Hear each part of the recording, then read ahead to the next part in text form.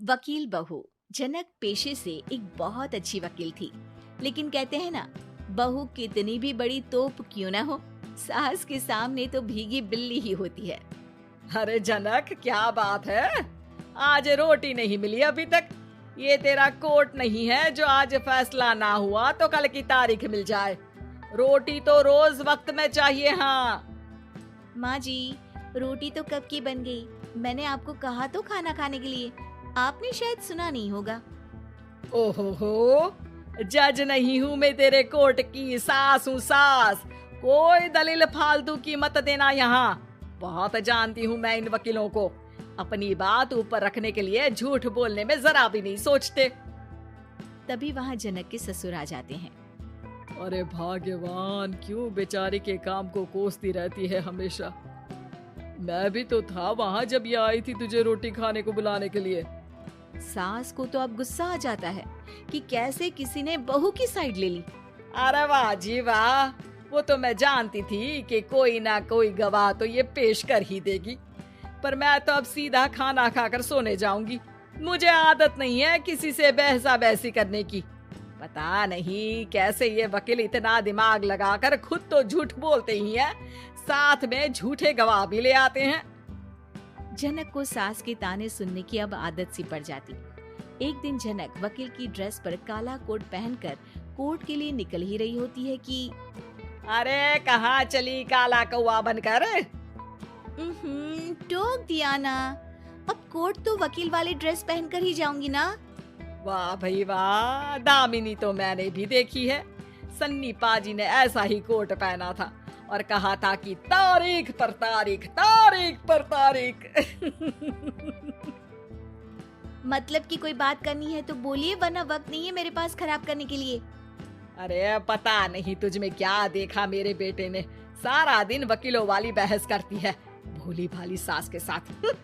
अच्छा सुन, जो इतनी बहस मेरे आगे करती है ना, जरा अपने बॉस से कर ले, जो 1 साल भी ना हुए तेरी शादी को और काले कपड़े पहना दिए। अंदर जा और लाल कोट पहन कर आ, पता तो चले कि नई नवेली शादी हुई है। अरे माँ जी, कोर्ट में मेरा बॉस क्या करेगा? ये तो पूरे देश की ड्रेस है वकीलों के लिए। लेकिन सास तो ठहरी सास। अच्छा, तो कोई जरूरत नहीं है 2-4 साल कोर्ट जाने की। शादी थोड़ी पुरानी हो जाए तब इजाजत दे दूंगी मैं तुझे काले कपड़े पहनने की। अब क्या था, मन मारकर जनक को लाल रंग का कोट पहनकर कोर्ट जाना पड़ता है। उसके जाने के बाद आहा, बढ़िया, ये पूरे देश की ड्रेस की बात करने वाली। अरे पहना दिया ना लाल कोट। अब सास आए दिन या तो जनक को उसके काम का ताना देती या फिर उसका काम छुड़वा देने की धमकी। तंग आकर एक दिन जनक पति से कहती है, मैं सोच रही हूँ कि कोर्ट जाना बंद ही कर दूं। अरे क्यों यार, इतना अच्छा करियर है, क्यों छोड़ने की सोच रही हो? अरे लाल रंग का कोट पहनकर जाना पड़ता है।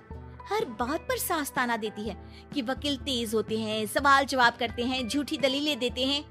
अरे तो ठीक है ना, वो जो कहती है अपनी समझ से कहती है, लेकिन तुमको तो पता है ना कि सच्चाई क्या है। जनक को पति की बात से हौसला मिलता है कि तभी घर पर कुछ लोग आ जाते हैं। अरे आइए पंच साहब, कैसे आना हुआ? अरे भाई साहब, सुना है कि आपकी बहू वकील है। तभी वहाँ सास आ जाती है। हाँ है तो, लेकिन क्या हुआ? फिर कहीं बहस कराई क्या? अरे हम तो खुद दुखी है उसके व्यवहार से। अरे भाभी जी, आपको तो पूरा मोहल्ला जानता है कि आप कितना बोलती है। फिर हम यहाँ बहू रानी की कोई शिकायत नहीं, बल्कि अपनी परेशानी लेकर आए हैं। ससुर जी खुश हो जाते हैं।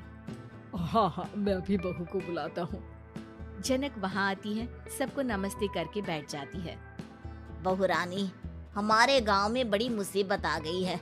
अब तो पूरे गांव की जिम्मेदारी मानो तुम्हारे कंधों पर है। अरे ना ना, इससे तो घर की जिम्मेदारी पूरी नहीं होती। ये गांव की जिम्मेदारी क्या लेगी? भाभी जी, आप चुप हो जाओ, यहाँ पढ़े लिखे लोगों की बात हो रही है। आप जाओ, जरा रसोई से सबके लिए चाय लेकर आओ। मैं कॉफी लूंगी। हाँ हाँ, वकील साहिबा के लिए कॉफी। सास सर पैर सब पटक कर वहाँ से निकल जाती है।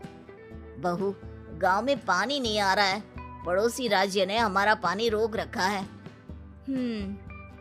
इसका मामला तो बड़े कोर्ट में चलेगा पंच जी, लेकिन ऐसा क्यों?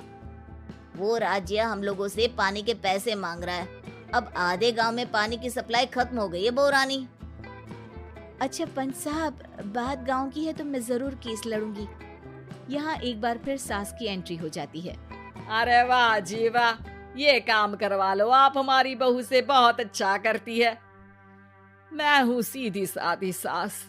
इस लड़की ने कैसे लड़ लड़ कर मुझे साइड कर रखा है, ये तो अब आपको पता चल ही जाएगा। अरे भाभी जी, आपकी आवाज तो पूरे गांव को सुनाई पड़ती है जब आप बहू रानी को सुंदर वचन सुना रही होती हैं। अरे वकील बहू मिली है, फक्र करो फक्र। हाँ जी हाँ, सारी फकर तो हम लोग ही करें। खैर, अब जो केस लड़ेगी और पानी गांव में आ जाता है तो पंच साहब लिख कर देना होगा कि हैंड पाइप में सबसे पहले मेरी बाल्टी और घड़ा भरेगा।